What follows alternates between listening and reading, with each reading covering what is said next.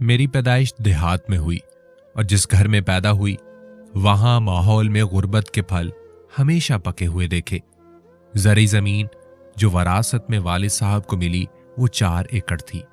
हम 7 बहन भाई थे, जिसमें मुझे मिलाकर कुल 3 बहनें और 4 भाई थे। गुर्बत ने जहन को भी मफलूज किया और शऊर के शहर से बहुत दूर सब बसते थे। माँ के बारे में ये कहूं कि एक अल्लाह लोग थी तो बेजाना होगा। महरूमियों का बोझ हमेशा जिस्मानी मारपीट की सूरत में झेला, लेकिन न कभी वालिद से लड़ी और न घर छोड़ने की धमकी दी। हालांकि मैं का चंद घर छोड़कर ही था। कभी मामू इस दुख को महसूस करते और वालिद साहब पर गुस्से होते तो वो एक ही बात बोलते कि सामने बैठी है, पूछो अगर मैं जालिम हूं। छोटी मोटी बातें तो हर घर होती हैं। वालिदा सर झुकाकर अपना वजन वालिद के पलड़े डालकर इनको सुरखरू कर देती, जिसका फल अगली पिटाई में चंद दिन के वक्फे की सूरत में मिलता। जैसा कि मैंने बताया कि शऊर की कमी थी, इसलिए रिश्ते का एहतराम क्या होता है ना बलद थे लड़के। हम लड़कियां माँ का दुख समझने के जब काबिल हुई, उस वक्त तक सुनहरा दौर इनका चांदी के बालों में तब्दील हो चुका था। लेकिन कहते हैं ना कि जिसका कोई नहीं उसका रब, तो एक दिन ऊपर वाले को तरस आ गया। अब्बा घर पर हुक्के के कश लगा रहे थे कि बड़ा भाई जो अब काश्तकारी देखता था बड़े गुस्से से अंदर आया। खिलाफे तवक्को घर देखकर अब्बा ने पूछा कि इस टाइम कैसे आ गया। माँ सहम गई और कहने लगी कि खाना लेट हो गया। आज टांग में शदीद दर्द था तो सोचा था कि स्कूल से छोटा आ जाता तो इसके हाथ भिजवा देती। भाई ने वहां से ही जूती का निशाना लगाया जो माँ की पसली में जा लगा। दर्द से कराह उठी। उस लम्हे अब्बा जी चिल्लाए, ओए हरामी, तेरी ये मजाल। अंदर से दरांती खींची, वो तो हम बहनें चीखी चिल्लाई। माँ अपना दर्द भूलकर बीच में आ गई तो मामला रफा दफा हुआ। आस पड़ोस के घर से भी आंखें झांकने लगीं। औरत की आवाज का चीखना तो मामूल था, लेकिन मर्दों का शोर पहली दफा बरपा हुआ तो मुतजस्सिस चेहरे और आंखें सवाल कर नजर आईं। भाई गलती क्या मानता, यही कहता रहा कि अब्बा तुझसे सीखा कि गुस्सा किसी बात का हो निकालना इस औरत पर है। अब्बा के चेहरे पर पहली दफा कुर्ब देखा, आंखें भीगी और फिर बड़ी गहरी खामोशी इख्तियार कर ली। एक खाला शहर ब्याही गई थी, शक्ल की चांद और सीरत की देवी थी, मुझसे खास मोहब्बत रखती थी। मुझे शहर साथ ले गई, जैसे तैसे भी, लेकिन 8 तक स्कूल में मैंने पढ़ लिया था। शहर में 2 साल रही। खाला के बच्चे स्कूल जाते और मैं सिलाई कढ़ाई सीखती। एक दिन खाला ने कहा कि मेरी बच्ची तू पढ़ ले, दिमाग तेरा तेज है, गांव से करीब ही मैट्रिक तक स्कूल हो गया है, इसके बाद आ जाना मेरी बेटी के साथ कॉलेज चली जाना। इतनी समझबूझ मुझ में आ गई थी कि पढ़ने लिखने में मुमकिन है कि रिश्ता अच्छा मयसर आ जाए, क्योंकि मैं अपनी माँ जैसी जिंदगी नहीं गुजारना चाहती थी। बस इस नसीहत को दिल में बिठाया। वापस आकर तालीमी सिलसिले को जोड़ा। मैट्रिक करने के बाद अब्बा जी और भाइयों की तरफ से वाज़े जवाब मिल गया कि क्या करना है पढ़ लिख कर, और न इतने पैसे के खर्च उठाएं। खाला को चिट्ठी लिख छोड़ी, वो आई और साथ ले गई। शहर में रहकर तालीम बीए तक हासिल की। जहनी कुशादगी में इजाफा हुआ और सबसे बढ़कर ख्वाब देखने वाली आंखें पाली। वापस गई तो छोटे भाइयों की तालीम पर तवज्जो की, जिसकी वजह से उन्होंने मैट्रिक तक तालीम हासिल की। मैंने भी एक स्कूल में बतौर टीचर नौकरी कर ली। पैसे भी मिल जाते और दिमाग भी रोशन रहता। न जाने कब मैं इस घर की बड़ी बनी। पैसा पैसा जोड़ती। दोनों छोटी बहनों के बयां में ये पैसे काम आ गए। अब्बा जी जो अब खामोश रहते थे, इनकी आंखों में शुक्र के जज्बात आंसुओं की सूरत में नजर आते। मैं तो खुद को फरामोश कर बैठी, लेकिन माँ और अब्बा जी ने एक दिन खामोशी से बताया कि कल तुझे देखने आ रहे हैं। उम्र का सफर तेरा बीत रहा है, तो बस तू अपने घर बस जा, तो ये लड़के रह जाएंगे, इनका भी कुछ हो जाएगा। लेकिन तेरा ब्याह एक कर्ज भी है और फर्ज भी। गांव की लड़की उस वक्त बीए पास हो तो देखने वाले इसे ऐसे देखते थे कि जैसे कोई अजूबा हो। शक्ल मेरी ठीक थी। शहर में रहे सालों ने संवरना भी सिखा दिया था। इस वजह से देखा और पसंद कर लिया। एक नन ने हल्के से कहा कि उम्र की बड़ी है, तो दूसरी फौरन बोली कि भाई कौन सा फीडर पीता है, 40 से कुछ ऊपर ही होगा। मामला तय हुए। आने वाली गंदम की कटाई पर शादी तय हुई। मैं उस हद तक खुश थी कि जफर पुलिस में है तो पढ़ा लिखा है। मेरी आंखों के ख्वाब जो कहीं गुम हो गए थे ऊद आए।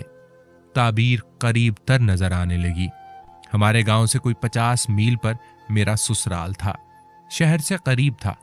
जफर मोटरसाइकिल पर थाने जाता तो शहर में था। बातें खूब करना जानता था। सिपाही था, लेकिन कपड़ों की आन शान से किसी अफसर से क्या कम लगता। दराज कद, कुछ जरी जमीन भी थी जो ठेके पर दी हुई थी। गुजारा अच्छा चलता था। जफर के अंदर कहीं एक गंवार छुपा हुआ था। तमाम तर खूबियों के बावजूद जब इसका गंवार अंदर से आता तो कहीं मुझे अब्बा जी की जवानी का अक्स नजर आता। मैं इसे सोचकर सहम जाती। 5 सालों के अरसे में मुझे अल्लाह ने 2 बेटियों से नवाजा। उम्र जवानी की हदूद से पहले ही निकल चुकी थी। 2 बेटियों के बाद कुदरती तौर पर मां बनने से महरूम हो गई। जफर को जब पता चला तो चिड़चिड़ा रहने लगा। उस तबीयत की वजह से इसका गंवार कहीं पनपने लगा। कभी कभार जो हाथ उठाता था वो अक्सर हरकत करने लगा, लेकिन जब मैं दबा सा एहतजाज करती तो ऐसा सीधा होता कि जैसे कभी दोबारा ये गलती ना करेगा। मैं जानती थी कि बेटे की ख्वाहिश इसको बेचैन करती है।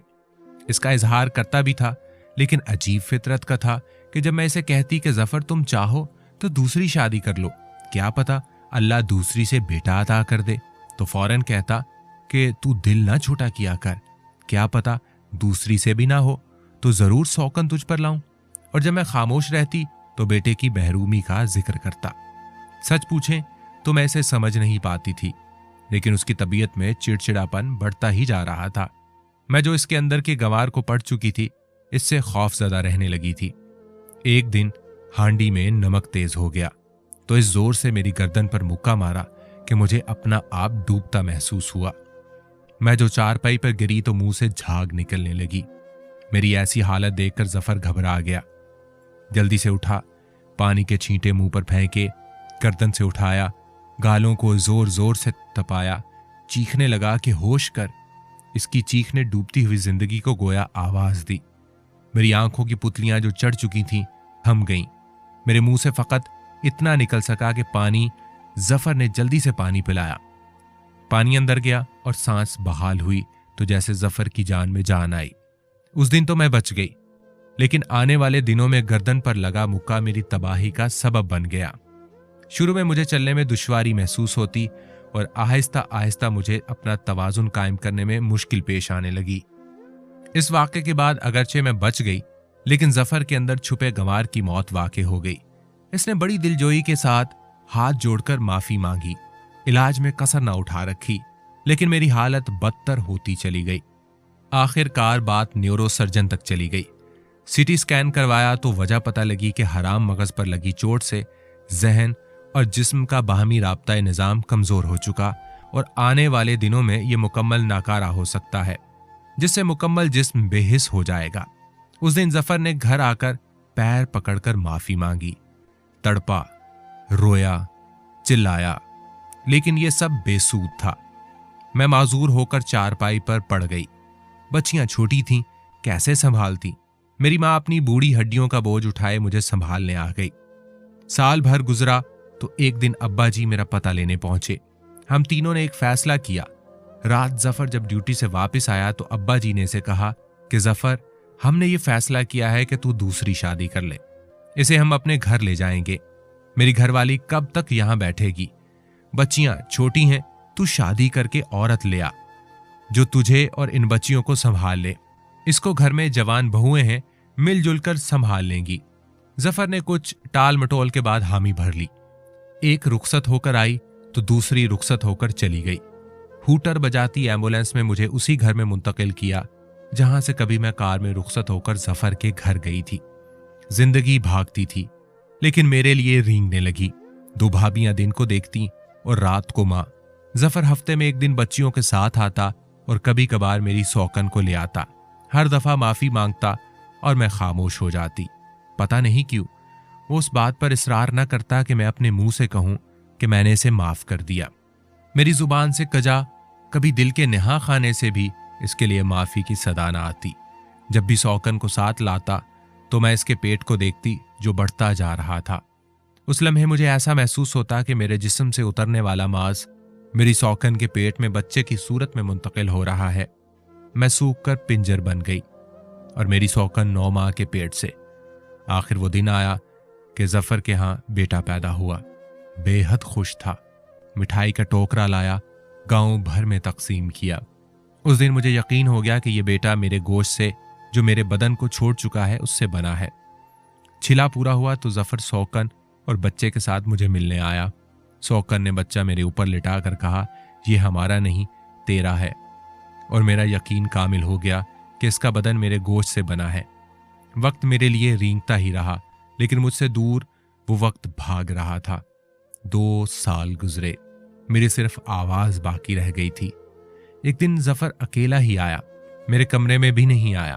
बाहर बरामदे में कुर्सी पर अब्बा जी और माँ के साथ बैठा रहा। मैं चारपाई पर लेटी इसे देख रही थी। इसकी आवाज मेरे कानों में नहीं पड़ रही थी। इस दौरान 2 दफा ऐसा हुआ कि इसकी आंखें मुझसे चार हुईं। मैं मुंतजिर रही कि वो अंदर आएगा, लेकिन वो मुझसे मिले बगैर चला गया। थोड़ी देर बाद माँ अंदर आई और रोने लगी। मैंने वजह पूछी तो कहने लगी कि जफर कह रहा था कि तू अब बचेगी नहीं। साथ साथ आंसू साफ करती जाती और बोलती जाती कि बोल गया है कि जब ये मर जाएगी तो मैं इसे अपने गांव में दफनाऊंगा। उस रात माँ रोती रही और कहती थी कि अल्लाह मेरे बाद इसे उठाना, मैं तुझे अपने सब्र का वास्ता देती हूँ। कब्र तैयार है तो मैं भी मरने को तैयार हूँ।